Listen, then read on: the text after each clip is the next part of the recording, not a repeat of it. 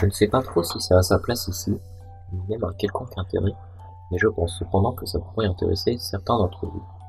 Je vais juste poser rapidement le contexte. Mon école ne dispose pas de cantine ou de ciel, mais on a par contre une grande salle à disposition pour déjeuner si on le souhaite. Il arrive que le personnel administratif s'installe aussi là pour manger, ce qui casse un peu le côté formel.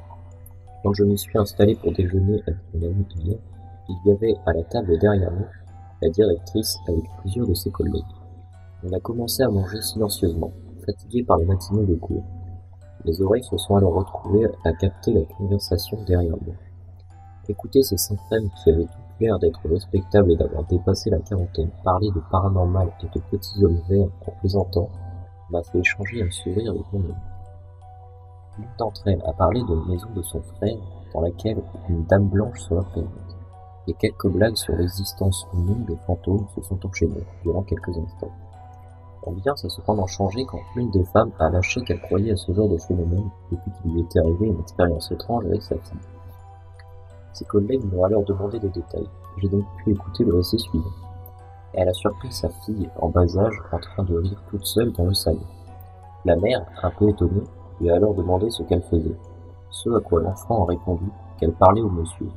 Encore plus surprise, la mère lui a demandé des précisions sur la nature de la conversation, ainsi que la description des lieux. La narratrice n'a pas donné la réponse de sa fille, mais a seulement évoqué le côté fluide et direct des réponses de celle-ci, comme si l'homme était vraiment là, en face d'elle. À ce stade de l'histoire, les questions de ses interlocutrices sont devenues plus nombreuses, notamment pour savoir qui était l'homme.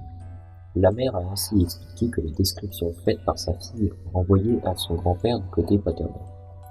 Le fait que l'enfant ait déjà pu le rencontrer, puis même le voir sur des photos, a alors été opposé.